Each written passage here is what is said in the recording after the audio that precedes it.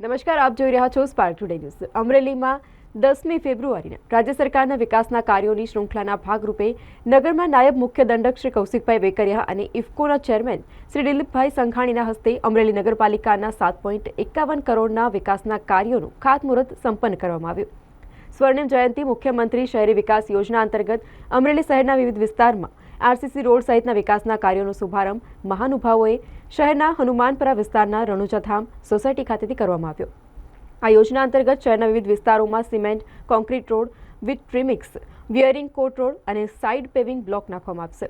તો આ પ્રસંગે વિધાનસભાના નાયબ મુખ્ય દંડક શ્રી કૌશિકભાઈ વેકરિયાએ જણાવ્યું કે લાંબા સમયથી આ વિસ્તારમાં આ કામની જરૂરિયાત હતી, રહીશોની માંગણી હતી અને તેને ધ્યાનમાં લઈ રાજ્ય સરકાર દ્વારા વિકાસના કાર્યો મંજૂર કરવામાં આવ્યા।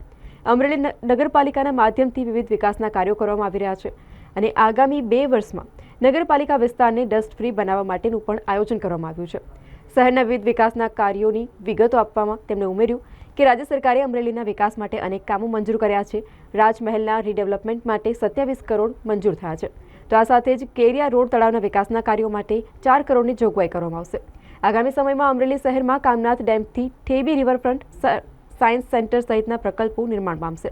તો આ પ્રસંગે નગરપાલિકાના પ્રમુખ શ્રી વિપિનભાઈ લીંબાણી, અમર ડેરીના ચેરમેન શ્રી અશ્વિનભાઈ સાવલિયા, અગ્રણી શ્રી મુકેશભાઈ સંઘાણી, નગરપાલિકાની કારોબારી સમિતિના ચેરમેન શ્રી, સદસ્યશ્રીઓ, સ્થાનિક અગ્રણીઓ અને રહેવાસીઓ ઉપસ્થિત રહ્યા હતા।